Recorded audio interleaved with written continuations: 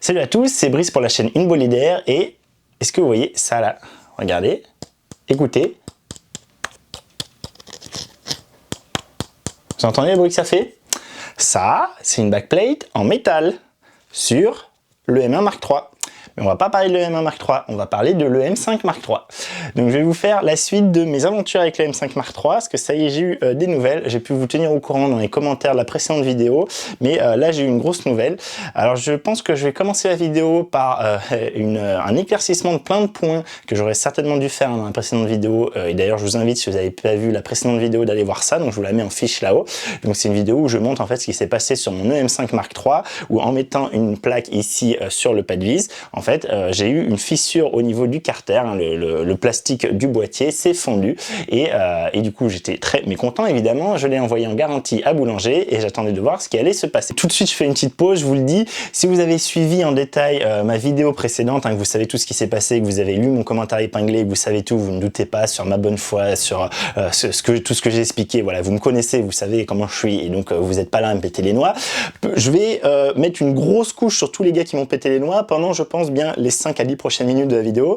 Donc je vous invite à aller directement à la suite de la vidéo pour voir en fait l'avancement de ce qui s'est passé, hein, ce qui m'est arrivé. Donc je vous mettrai évidemment, vous avez le sommaire en bas, allez voir, je vous mettrai peut-être en majuscule pour que vous alliez directement dessus. Vous pouvez aller, je pense que ça sera de toute façon le deuxième timestamp, hein, allez directement là-dessus, ça sera un peu plus loin, voilà. Si vous voulez voir mon râlage, restez là et je vais un peu enfumer des gens. C'est parti. Donc je vais faire un petit topo briefing de tous les retours que j'ai pu avoir et du coup les précisions que j'ai pu faire, que j'ai fait en fait en commentaire épinglé de l'autre vidéo et que je vais refaire ici parce que les gens n'ont pas l'air de vouloir trop lire ce que j'écris. Alors je m'adresse vraiment pas du tout à vous, hein, en général mes abonnés qui vous avez très bien compris la plupart des gens le problème et avaient été tout à fait bienveillants et étaient plutôt dans le même état d'esprit que moi parce que je pense voilà vous êtes habitués à moi, vous savez comment je fonctionne au niveau des appareils et tout.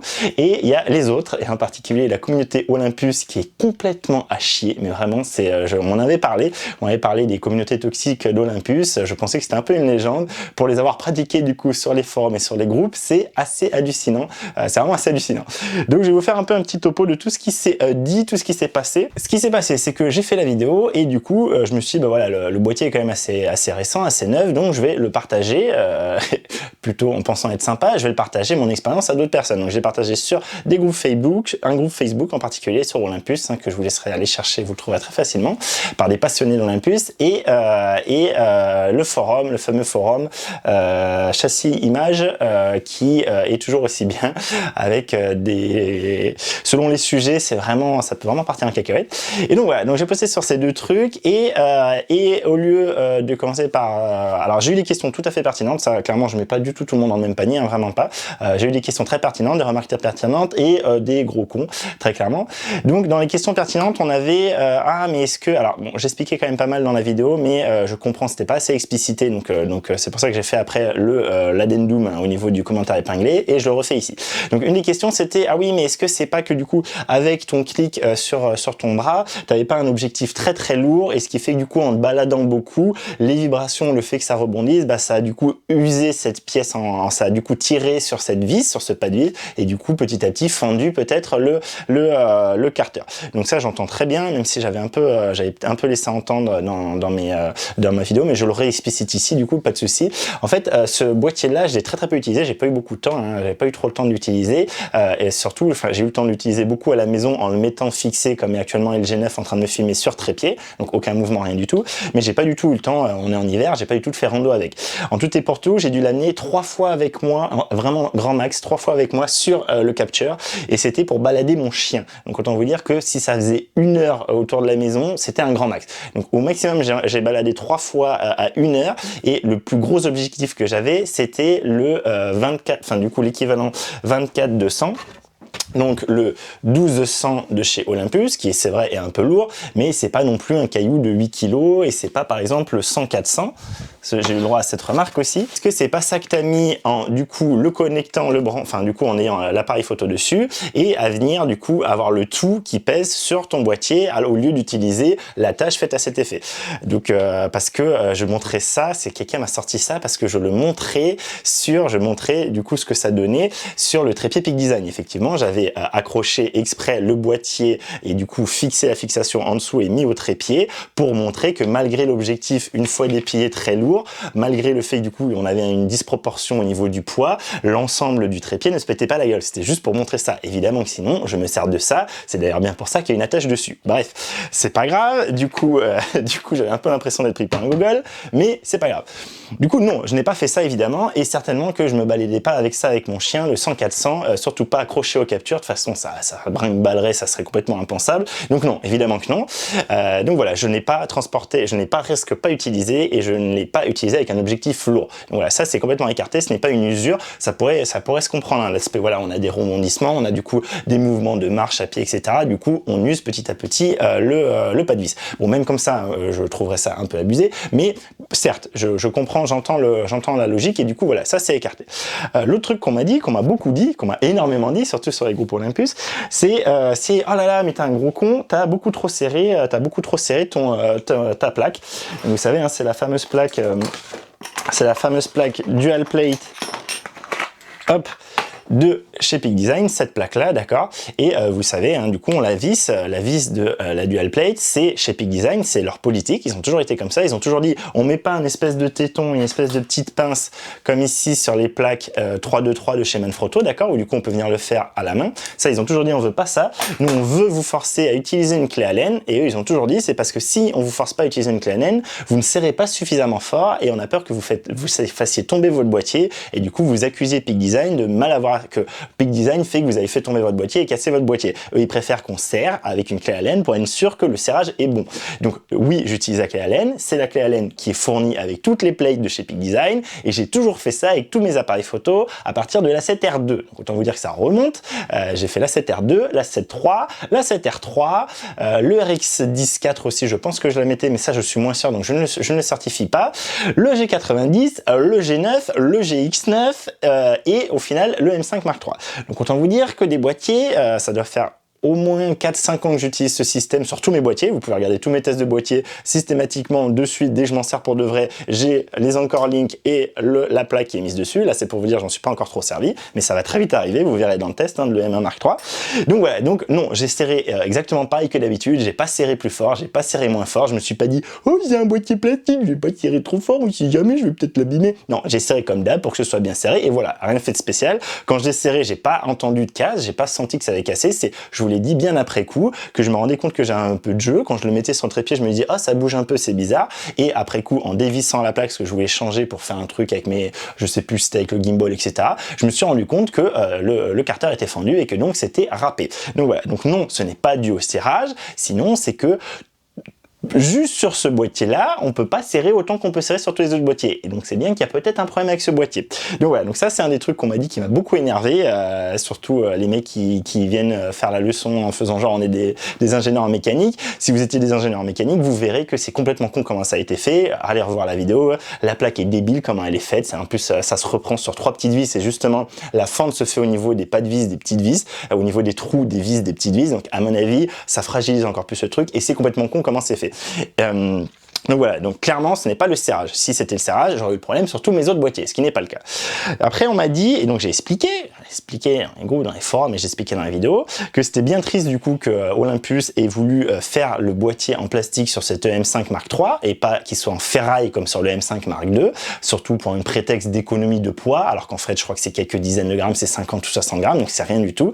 En fait c'est une économie évidemment de pognon, d'accord? C'est qu'ils ont préféré faire un boîtier plastique qui sera moins cher à produire qu'un boîtier ferraille, et qui vendent à un prix quand même très élevé. Du coup voilà, c'était, je disais, voilà, c'est bien dommage quand même, c'est bien dommage clairement qu'ils abandonnent la ferraille. Et là on m'a dit, quelques-uns m'ont dit, ah mais n'importe quoi, de toute façon tous les boîtiers, l'extérieur il est en plastique, et après à la limite peut-être il y a une plaque en métal dedans, mais l'extérieur est en plastique. Non, les boîtiers, l'extérieur est en métal. Là, ça, c'est du métal, c'est pas du plastique, d'accord? Ça gratte, c'est du grattage de métal. Tout le bas, là, c'est en métal. Je vous fais apparaître là, je viens de le filmer, le G9. Tout le G9, le bas est en métal. Et je peux vous envoyer du coup en fichier voir quand j'avais démonté la 7.3. La 7.3, la backplate en bas s'enlève d'un seul tenant.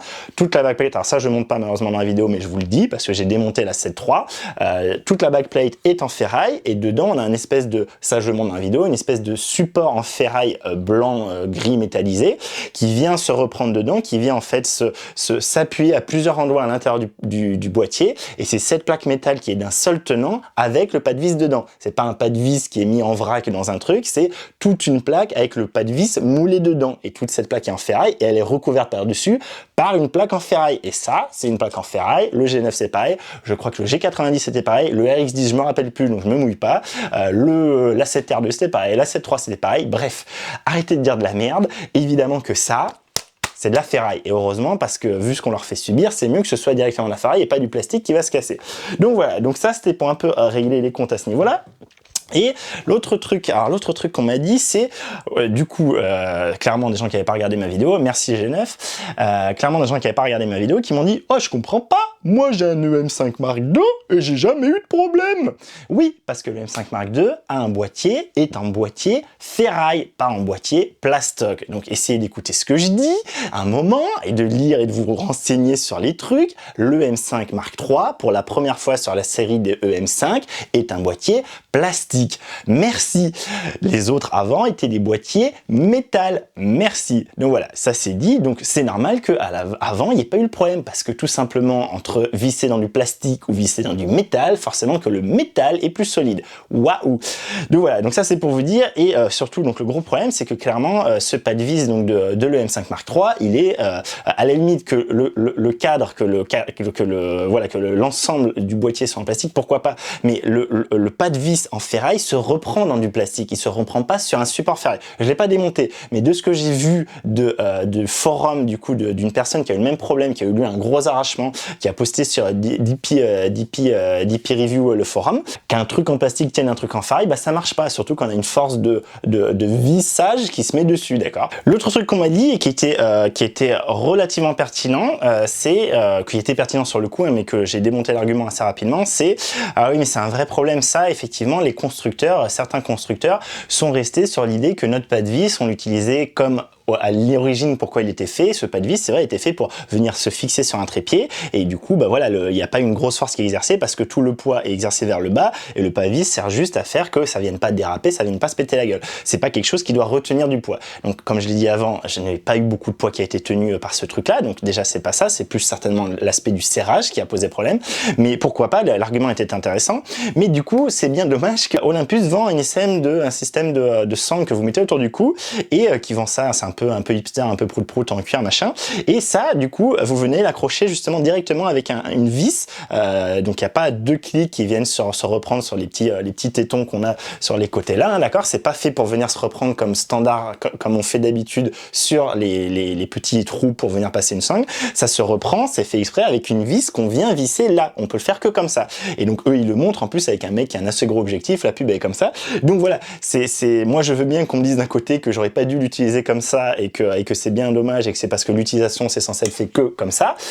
Du coup, pourquoi Olympus vend un accessoire qui est encore pire, parce que là c'est le long d'une sangle où du coup on va vraiment avoir de l'amplitude avec vraiment des choses qui vont beaucoup trembler, beaucoup plus que quelque chose de fixé sur l'épaule, collé à l'épaule. Donc voilà, donc ça c'est l'argument pouvait se tenir, mais d'une part je pense que en 2020 pas 21 encore, qu'en 2020 les constructeurs ont pris ça en compte, savent que Peak Design et d'autres constructeurs font des accessoires spéciaux qui viennent se fixer sur ce pas de vis pour venir l'accrocher à des choses, des sangles, des clics, des choses comme ça. Et surtout, si c'est pas le cas, Olympus n'a pas à vendre un accessoire qui est le pire possible pour l'arrachement d'une vis, d'un pas de vis de trépied. Donc voilà, donc ça, cet argument aussi n'est pas valable. Et du coup, je concluais toute cette série de commentaires, et je vais le redire ici, par les pros Olympus, et en particulier certains ambassadeurs Olympus. Arrêtez de vous sentir agressé, arrêtez de penser que j'essaye de faire du mal à Olympus, mais vu la taille de ma chaîne, mais sans déconner, je dis, comme pour toutes les marques, comme pour tous les boîtiers, ce qui va pas. Moi, je suis pas du genre à pas dire « Oh, mais non, c'est pas trop grave, là. » J'ai eu des mecs dans les commentaires sur Facebook ou sur les forums qui me disaient « Oh là là, mais je trouve que t'as abusé, c'est méchant pour Olympus, tu devrais attendre de voir d'abord la garantie, ce qu'elle va donner, vraiment, voilà, tu casses du sucre sur leur dos, c'est pas très gentil. » Donc, moi, je résume, hein, j'ai acheté le boîtier en précommande, j'ai acheté au prix fort, il a perdu 200 € depuis, parce que depuis le M1 III a été annoncé et sorti, du coup, j'ai pris 200 € dans la tête, hein, directement, il s'est dévalué en 3 mois de 200 €, donc ça, déjà, ça fait pas super plaisir. Et moi, j'ai acheté un boîtier chez Olympus, en particulier, parce qu'Olympus est très réputé pour faire des boîtiers très bien tropicalisés, très solides, des baroudeurs, toutes les pubs, c'est ça, dans le sable, dans la neige, dans la glace, dans la flotte, etc.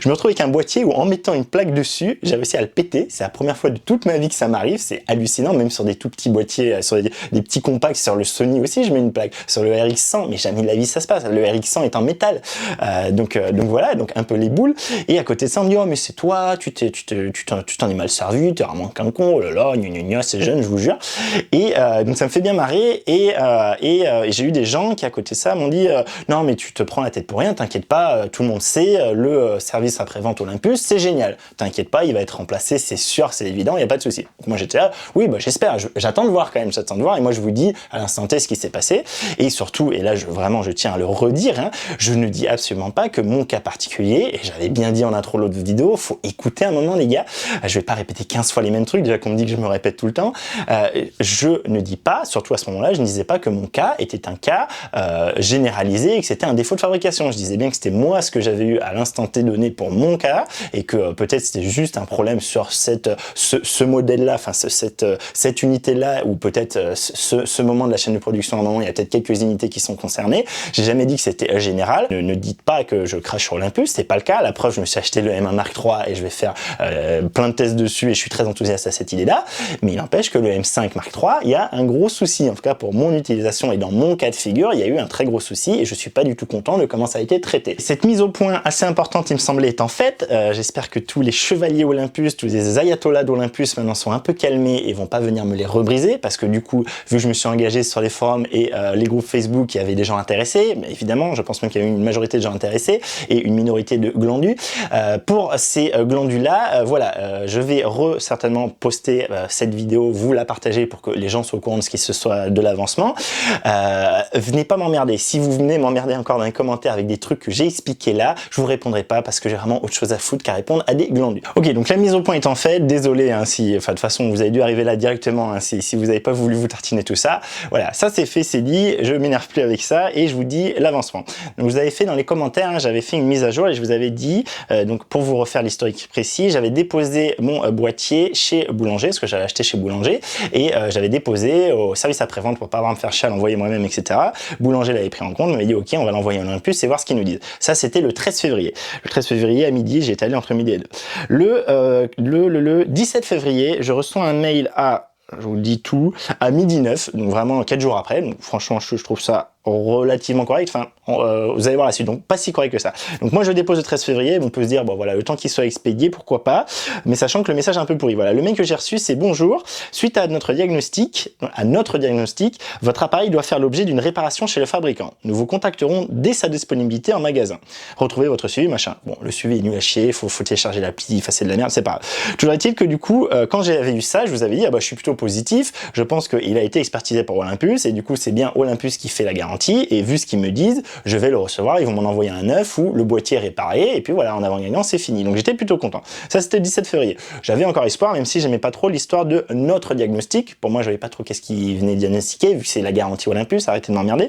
Mais donc voilà. Donc du coup, moi je pensais que ça avait été déjà passé par Olympus, et j'attendais tranquillement le retour, hein, qu'ils me disent, bah voilà, c'est bon, votre boîtier est parti, on y va. Donc voilà, ça c'était le 17 février. Aujourd'hui, on est là je tourne la vidéo, le jeudi 5 mars, et je pense que ça sortira demain, le vendredi. Du coup, j'ai reçu un appel téléphonique, mais j'étais au boulot, donc j'ai pas pu répondre. J'ai reçu un message vocal du mec de chez Boulanger, à qui je l'avais déposé, hein, du service après-vente de Boulanger, de mon boulanger du coin, à Perpignan, qui m'avait dit, bah écoutez monsieur, c'est pas pris en garantie par Olympus, chance, je peux vous proposer la réparation, ils peuvent vous le réparer, moyennant, donc je vous le dis, hein, je l'ai là, moyennant 138 €. Donc j'ai pas eu le mec au téléphone, et le mec m'a dit dans son message, ok, je vous envoie le devis, et vous me dites si vous acceptez ou pas, qu'est-ce que vous voulez faire, voilà. Donc du coup, j'ai pas eu le temps, parce qu'hier j'avais plein de choses à faire, et c'est que ce soir que j'ai pu, enfin j'ai un peu regardé, mais où j'ai pu plus regarder. Donc du coup, il m'a effectivement envoyé un devis, et le descriptif de la panne qu'ils mettent dans leur petit truc, c'est carter endommagé, la garantie est dénoncée par la marque. Du coup, devis réalisé pour remise en état de l'appareil, remplacement des pièces défectueuses, test et essai. Et donc il me facture ça, c'est bâtard, 138 € au final, TTC, hein, 138 €, il revient et il s'occupe de tout. Donc j'ai le choix en fait, j'ai 3 cases hein, de possibilités. J'ai le choix entre accepter du coup et payer et avoir du coup le boîtier réparé, refuser et du coup laisser boulanger recycler le produit, ou récupérer le produit sans avoir été réparé. Elle a marqué les frais de prise en charge restent dus, mais à côté la ligne a marqué 0 TTC. Donc je pense que si je leur dis de me le ramener, ils me le renvoient et puis voilà, j'ai rien à payer, j'ai pas les frais de livraison à payer. Bon, donc je récapitule. Du coup, Olympus a estimé que c'était un problème de ma part. Ils ont estimé certainement que j'avais dû serrer trop fort, un truc comme ça, comme beaucoup de personnes l'ont dit, sachant que ça fait 5-6 ans que je serre exactement de la même façon sur au moins 5 ou 6 boîtiers. Donc voilà, donc du coup ils ont estimé ça. Alors, j'avais deux possibilités, j'avais soit je m'énervais, j'essayais d'aller voir boulanger du coup vont faire leur sauce de leur côté et puis voir Olympus, soit j'essayais du coup de me démerder pour avoir un contact direct chez Olympus. Bon, je me suis dit que ça allait me prendre 20 plombes, c'est bon, je vais arrêter les frais là, je vous ai dit, moi j'ai pas le temps, j'ai pas de choix, je sais pas que ça à foutre. Donc moi ce que j'en retiens de cette expérience, c'est je vais payer 138 €. Pourquoi? Parce que du coup je vais réavoir un boîtier remis à neuf, et ce que je vous avais dit, hein, ce que j'avais pu dire dans les remarques, les commentaires, c'est que moi s'il me le renvoyait à neuf, ce que j'allais faire c'était du coup s'il passait bien en garantie, j'allais refaire exactement la même chose, remettre ma plaque, l'utiliser comme j'utilise tous mes appareils photo depuis toujours, et voir ce que ça donne. Et je vous avais dit, écoutez, si du coup au bout de 4-5 mois j'ai aucun problème, c'est que c'était bien un défaut ponctuel sur ce modèle là, cette unité là. Si par contre je recasse exactement de la même façon, c'est bien qu'il y a un défaut de fabrication, comme très honnêtement à mon avis c'est le cas, malheureusement vu comment c'est branlé, c'est très mal branlé, et du coup tous ceux qui voudront serrer une plaque Peak Design, des choses comme ça, auront le problème. Mais du coup j'étais de bonne foi comme d'habitude, et je vous disais voilà, j'attendrai d'avoir le nouveau, faire le test, et je vous dirai à la fin, je pourrais me prononcer vraiment définitivement qu'à ce moment-là. Là, vu que je dois payer 138 balles de ma poche, vous vous doutez bien que j'ai pas envie de retenter l'expérience, sachant que j'ai très peur que ça refasse la même chose, sachant que je vous ai dit, il y a au moins une autre personne à un autre cas, j'ai eu plusieurs personnes dans le groupe Facebook en question, j'ai eu 2-3 personnes et une autre peut-être sur un forum qui m'a dit ah oui c'est quelque chose de connu. Il y en a qui m'a dit oh là là ils ont pas encore réglé ce problème sur Olympus. Donc apparemment des gens même sur des boîtiers métal, ça m'étonne un peu plus, même sur d'anciens boîtiers métal chez Olympus ont eu ce problème, et donc il y en a plusieurs qui m'ont dit oui j'ai entendu parler de ça, d'autres personnes qui avaient un M5 Mark III ou un boîtier plastique chez Olympus ont pu avoir ce problème là. Donc voilà, donc c'est pas même s'il n'y a pas beaucoup de gens qui l'ont remonté, j'ai l'impression que c'est pas forcément un cas isolé, et clairement vu cette expérience, hein, je vous ai dit, moi j'ai rien fait de spécial avec ça, mais vraiment rien, hein, j'ai pas mis en rando, etc. Je ne veux pas prendre le risque de resserrer mon truc, que ça recasse, devoir le renvoyer en garantie et repayer 138 €. J'ai déjà payé au prix fort, j'ai déjà perdu 200 € dessus, j'ai pas envie de me refaire niquer. Donc ma conclusion c'est je fais réparer, il revient, je le revends de mon côté, hein, je le revends, je vais être à perdre dessus clairement, mais au moins je le revends, je m'en débarrasse, et du coup à côté de ça j'ai le M1 Mark III qui est arrivé, et je vous ai dit moi je vais avoir une uniformité dans mes boîtiers, donc je vais continuer à vouloir vendre le G9, il est à la vente d'ailleurs, si quelqu'un est intéressé vous me dites en commentaire là-dessous, il est en excellent état et nickel, et du coup je me suis pris, ça y est, un ras le cul, je me suis pris un M1 Mark II qui du coup sort au marché gris vraiment pas cher, à 850, un truc comme ça, enfin pas cher entre guillemets, hein, mais du coup vraiment pas cher pour ce que c'est, et ça me permettra d'avoir mon boîtier de backup, et par contre bon, on verra toutes les couilles qu'il peut y avoir au niveau ergonomie logicielle qui vont m'emmerder parce que j'aurai pas les mêmes touches entre un et l'autre. Tout ça on verra après, c'est pas grave, mais voilà, ça c'est un autre grief que j'ai contre Olympus, c'est la personnalisation qui est nulle à chier, mais c'est pas le sujet. Donc du coup je paye la réparation, je récupère le M5 Mark III, je le revends parce que je ne peux pas me permettre d'avoir un boîtier que j'ai peur de mettre une plaque dessus. Moi j'ai tout le temps une plaque dessus, il faut que ce soit le cas, j'ai pas envie d'avoir à me poser la question oh là là est-ce que je vais le fendre, oh là là est-ce qu'il va lui arriver, apparemment les gens ils me disent qu'il faut serrer mais tout doucement avec la clé Allen sinon je risque de l'abîmer, pauvre petit boîtier, sachant qu'Olympus tous les mecs te disent mais Olympus tu le balances dans la machine à laver, il n'y a aucun problème, donc ça fait bien rire le double discours des fanboys, des religieux Olympus. C'est vraiment la marque chez qui j'ai vu ça le plus. Moi à la base je viens de Sony, je trouvais que c'était très cool, Panasonic c'était relativement cool aussi par rapport à Canon, Nikon, et j'avais souvent entendu dire pas Fuji, Olympus c'est des mecs ils sont chauds, et je confirme, Olympus, il y a beaucoup de mecs qui sont chauds dans chez cette marque-là. Donc voilà, donc je revends ce machin, clairement, et si je fais la conclusion, moi, de cette expérience-là, et encore une fois, vraiment, je vous le dis, c'est ma conclusion à moi pour mon retour d'expérience personnelle. Évidemment que ça ne veut pas dire que tous les boîtiers ont ce problème-là, mais quand même, je vous dis, moi, ça me fait très très peur, hein, cette conception même, hein, comment c'est fait. Retournez voir la première vidéo, c'est vraiment mal branlé, très clairement. Voilà, et mettez-vous à ma place si vous êtes en train de vouloir vous acharner dans les commentaires, ah, t'es qu'un con, t'es méchant avec Olympus. Mettez-vous à ma place. Est-ce que si vous avez payé le boîtier, si vous n'êtes pas un ambassadeur, hein, et que du coup vous n'avez pas le boîtier à l'avance gratuitement, hein, j'entends si vous achetez votre boîtier comme moi j'achète tous mes boîtiers, hein, si vous achetez votre boîtier, vous l'avez acheté plein pot, déjà vous avez perdu 200 balles dessus, vous l'avez pris parce que c'est censé être une marque qui est réputée pour sa solidité, pour son baroudeur, etc., son baroudisme, etc., etc.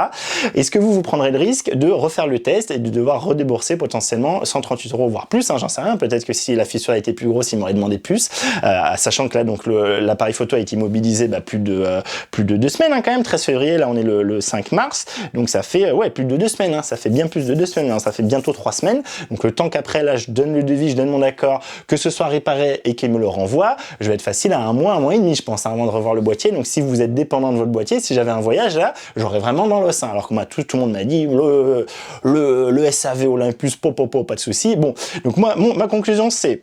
Premièrement, le SAV Olympus, mon cul, hein. Même si peut-être effectivement il y a un délai de décalage suite à Boulanger qui a fait sa propre expertise avant de le renvoyer, il n'empêche que ça me paraît assez long, hein, ça me paraît quand même franchement long. Moi, Boulanger me disait le 17 février qu'il envoyait, 17 février au 5 mars, il y a quand même du temps là pour me faire l'expertise, les gars, donc bon, je trouve que c'est un peu de la pignole. Donc pour moi, contrairement à ce que tout le monde dit, j'insiste, c'est mon cas particulier, mais j'ai que cette référence-là, moi, pour de vrai, c'est pas le copain d'un frère, d'une femme, d'une chaussette, du chien, de machin. Moi, dans mon cas particulier réel, je vous dis, le SAV Olympus, j'en suis pas du tout content sur ce cas-là, c'est de la merde. Donc voilà, cette expérience-là est très mauvaise pour ma part. L'autre chose, c'est, je vous déconseille, mais très fortement, le M5 Mark III, si comme moi, vous lui mettez une plaque en dessous pour venir l'accrocher, mais même pas pour venir l'accrocher. Si vous lui mettez une plaque en dessous qui est à poste en dessous, ne serait-ce que pour le bouger d'un endroit à l'autre, comme moi je le fais sur mes 3-2-3, sur mes plaques RC2 sur mes plateaux RC2 avec mes plaques 3-2-3, bah je vous le conseille pas parce que je ne vous garantis pas, j'en sais rien, je sais pas si même en serrant la main, vous risquez pas de le péter. Voilà, je pense qu'il y aurait moins de risques, hein, mais vous avez plus de risques de desserrage aussi. Et voilà, donc moi, très clairement, si vous utilisez beaucoup de plaques, comme moi, je vous déconseille très fortement le M5 III, et c'est un désespoir pour moi, parce que j'étais très content de ce boîtier, à part pour l'aspect ergonomie logicielle, mais j'étais ultra content de ce boîtier, hein. Allez voir mes tests, j'étais vraiment ravi de ce boîtier, c'est celui qui me faisait toutes mes vidéos là, et j'en étais super content, et pour moi, c'était vraiment mon second boîtier qui allait épauler mon M1 Mark III. Bon bah, manque de peau, c'est pas le cas, hein, c'est raté, moi c'est rédhibitoire, un truc que je peux pas serrer une plaque en dessous, bah non.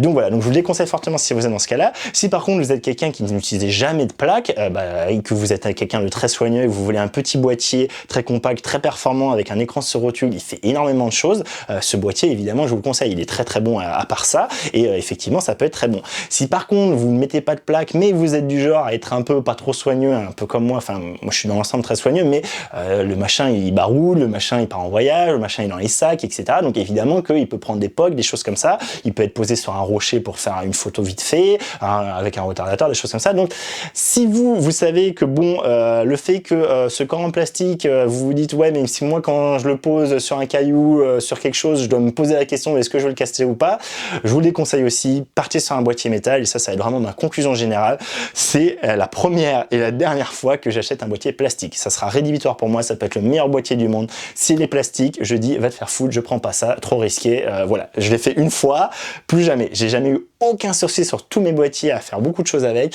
Première fois que j'ai un problème sur un boîtier, et c'est un boîtier plastique, donc c'est fini, je prends plus de boîtier plastique. Donc si je résume, je le refais, là je viens de vous le dire, mais voilà. Vraiment, encore une fois, ce cas est mon cas à moi, mais je me base sur ce que moi j'ai vécu pour faire une conclusion générale, et je la fais, hein, et je vais pas faire le mec pour ménager Olympus, mais depuis quand on ménage les marques, les mecs on leur achète des trucs et on doit faire gaffe de pas leur faire de peine, mais les gars, faut arrêter quoi.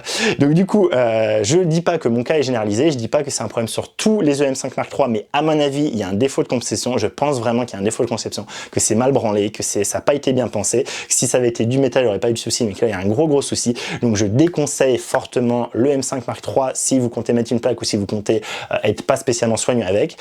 Je déconseille en général de prendre un boîtier plastique. Ne partez pas là-dessus pour ce que je viens de vous dire. Et enfin, je suis pas d'accord sur le fait qu'Olympus ait un SAV performant. Mon cas très particulier est clairement pas du tout démonstratif de ça. C'est une catastrophe et je vous dirai en commentaire là-bas, hein, je vais pas refaire une vidéo pour ça, je vous dirai quand j'ai enfin reçu le boîtier, mais voilà, je suis pas très content, voire pas content du tout de ce SAV.